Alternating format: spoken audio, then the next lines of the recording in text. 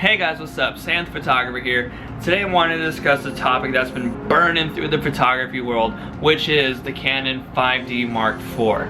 Now this Canon has been widely anticipated for the last 4 years, and from what I've seen by reading the specs, seeing a couple of videos, seeing what other people think about it, it's not widely loved. And I can see their points, and I disagree with some of the points too. But let me just break down this camera for you guys real quick. So it's coming at you with the 30.4 million pixel CMOS full frame sensor. It has a pretty good ISO range. I don't totally see the issue with the ISO range. I know photographers wish that it were better. Videographers might wish that the ISO range was better.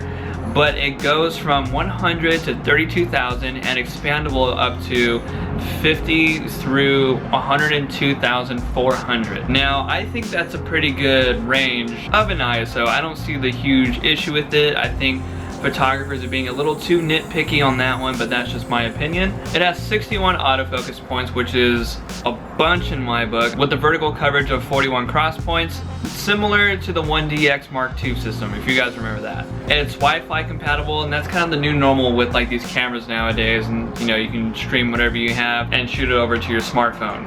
Pretty cool. The GPS thing I think is cool. I don't get too stoked on that. I mean, it's a nice feature. It does 7 frames per second, so it's not ideal for sports or anything like that. So yeah, so those are just some of the specs. You can find those online.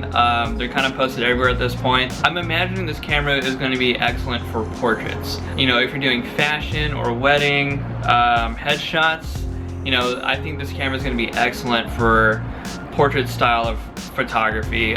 Maybe even some landscape. Might be really awesome for landscape. So I know this camera shoots 4K, and that's like the latest craze lately. Like, if your camera shoots 4K, then you have a super dope camera. So the Canon 5D Mark IV can shoot 4K.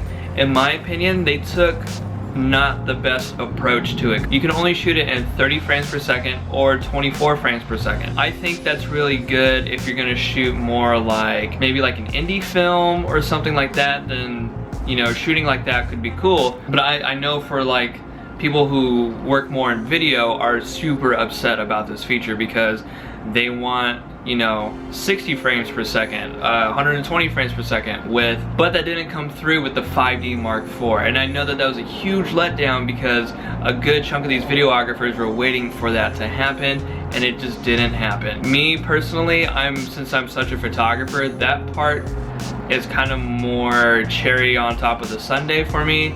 It's a cool feature. I'm not too bent out of shape about it just because I may not really ever use it.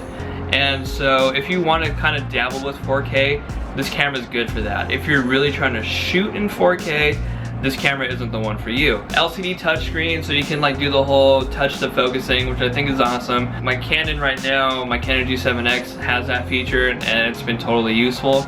So I can imagine it being useful in a real life photo shoot situation too. So it has smooth video autofocus as well.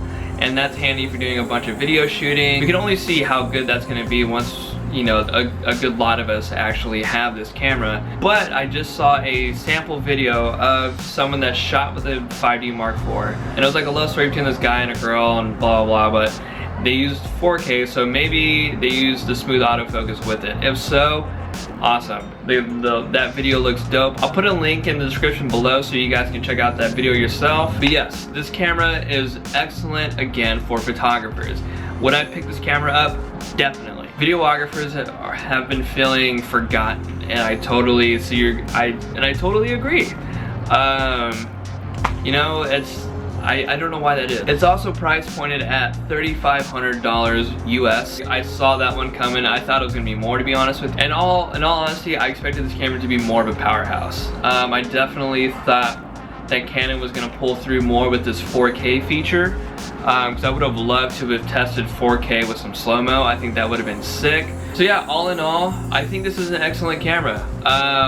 Canon could have pulled through more with the video section, but in all fairness, I don't see too much wrong with this camera.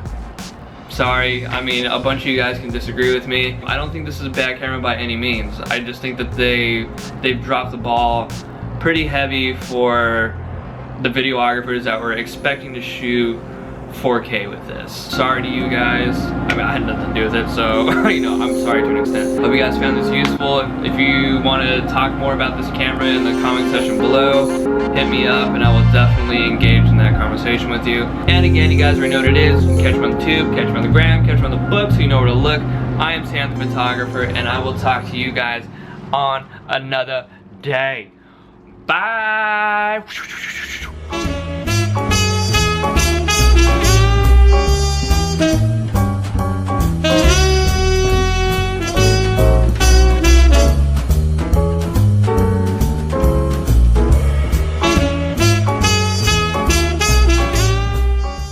How now, brown cow? How now, brown cow?